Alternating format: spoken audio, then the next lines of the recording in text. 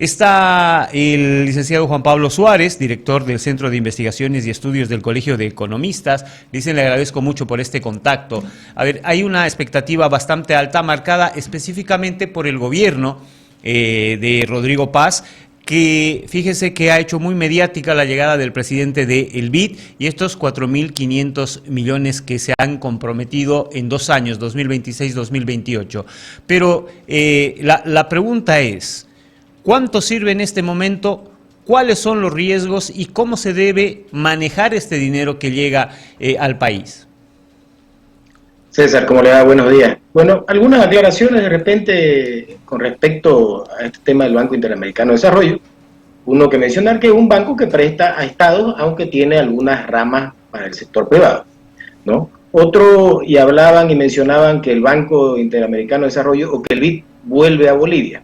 Eso lo vi en algunos comentarios, algunos titulares. El BID no se ha ido de Bolivia nunca. Bolivia es uno de los accionistas del BID, de hecho, uno de los miembros en realidad del banco. Tienen, si ustedes googlean, tiene oficinas en La Paz, y actualmente el Banco Interamericano de Desarrollo copta o tiene más del 40 o llegando incluso a un 45% de la deuda externa de Bolivia, es decir, más de 4.000 millones de dólares ya se le debe al Banco Interamericano de Desarrollo, ¿no? Eso para mencionar y para aclarar, porque hay mucho mito con respecto a esto.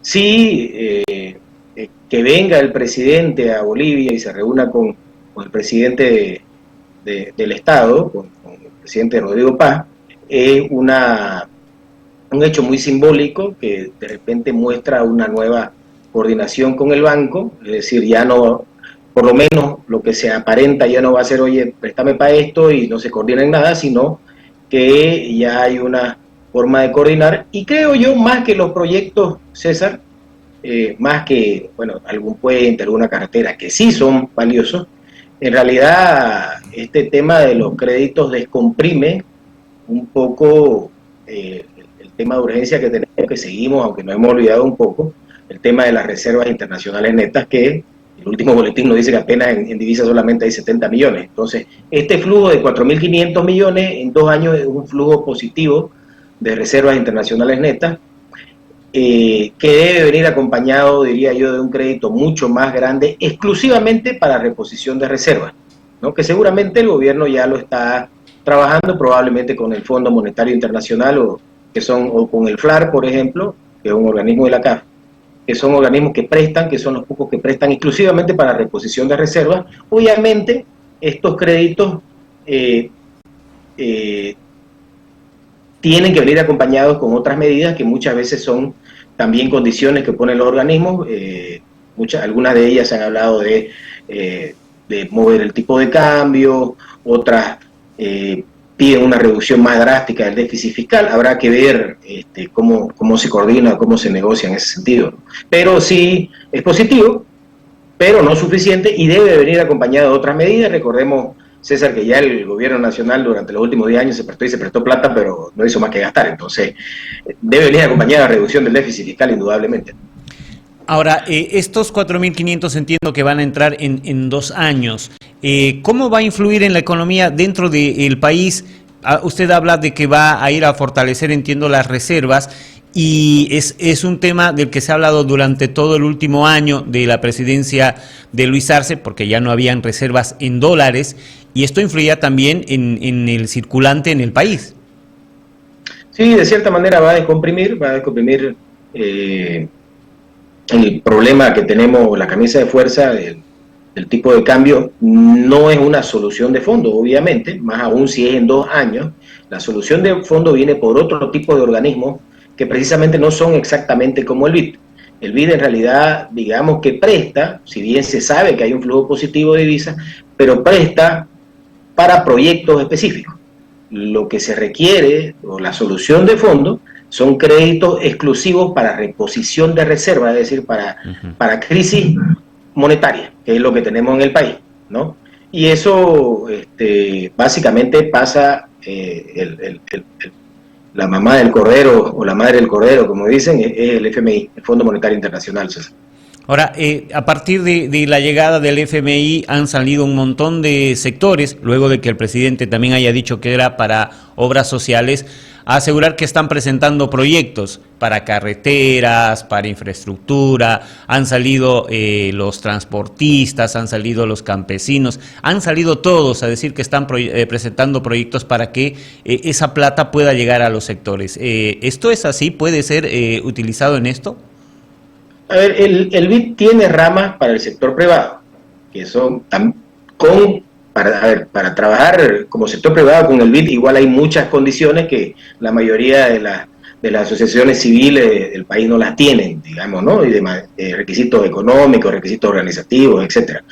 Los proyectos con los que se va a trabajar son los que ya conocemos, César, principalmente en infraestructura, carreteras, puentes, algún que otro proyecto en otro sentido de repente social, pero son canalizados directamente a través del gobierno. Seguramente el gobierno podrá tomar algunas sugerencias o priorizar, pero todo se canaliza a través del gobierno nacional, ¿no?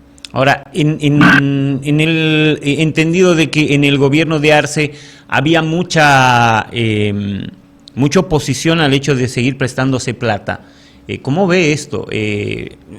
¿Tiene que ir de todas maneras a la Asamblea para que se aprueben los créditos, a pesar de que haya venido el presidente del BID? ¿Cómo ves si es viable que ahora estos créditos sí funcionen y qué diferencia hay en los otros créditos que antes se proponían en la anterior gestión? A ver, es que, en realidad durante los últimos años lo único que hacía el gobierno era prestarse plata, pero por el otro lado seguía gastando igual o gastaba de más, seguíamos con subvenciones a los hidrocarburos, etcétera, ¿no? Que es la gran crítica y me incluyo yo no estaba de acuerdo en que se aprueben los créditos porque vimos que se aprobaron créditos y todo siguió igual, vimos que se aprobó la ley del oro y todo siguió igual porque no habían las otras medidas que se debe hacer. Esto igual que una persona, o sea, si yo me voy a prestar plata, no sé, para comprarme una casa, pero igual voy a derrochar, igual voy a salir de fiesta y voy a salir todos los meses para atrás, no funciona el crédito. Los créditos funcionan en la medida de que mejoré los créditos, las condiciones actuales, que es una de las opciones, ¿no? Mejorar las condiciones actuales, de repente bajas tasas. Los créditos funcionan en la medida de que hagas buenas inversiones. En general, las carreteras en este país que tenemos tanta eficiencia funcionan. En muchos de los créditos que ya hay del BID, por ejemplo, se usaron para plantas de todo tipo, estas plantas que ya sabemos que plantas de fabricación de pasta dental, planta de papa frita, estoy dando ejemplos nomás, y obviamente sabemos que eso en realidad para lo único que servían era para darle para corrupción, en realidad, básicamente, para construir y ganar comisiones de parte de los funcionarios del Estado. Entonces hay que ver, el correcto uso de los fondos y, por otro lado, de disminuir otros gastos, disminuir el déficit fiscal. Diría yo, en algún momento incluso ya pensar en eliminar la subvención al 100%, recordemos que todavía tenemos algo de subvención al diésel y todavía tenemos la gasolina todavía subvencionada un buen pedazo, y también tomemos las medidas necesarias para mantener el tipo de cambio, porque en gran medida la subvención o el precio de la gasolina está determinado por el precio del dólar, digamos, ¿no? ¿Cómo ve el momento actual luego de la abrogación del decreto 5503, licenciado, en este entendido de que el gobierno estaba buscando medidas justamente para que de repente el ingreso de estos 4.500 millones de dólares muevan de otra forma la economía? A ver, creo que, a mi parecer, ¿no? De repente yéndose un poco al punto de vista político, no fue correcta la abrogación. Entiendo que el nuevo decreto en el fondo mantiene, digamos, el espíritu del decreto 5503, pero creo que a mi parecer no se debió dar marcha atrás porque, imagínense, en la primera medida estructural que toma el gobierno se da marcha atrás, digamos, a los pedidos de la COP, que en su gran mayoría son totalmente ilegítimos y totalmente irracionales. Deja, digamos, un precedente para futuras medidas que el gobierno tiene que tomarla. Mucha gente piensa que, bueno, el 5503 o el 5516 y se acaba. No, van a haber otras medidas estructurales que deben tomarse, ¿no? Y si estamos supeditados a lo que opinen personajes totalmente prebendalistas, estamos fregados como país, ¿no?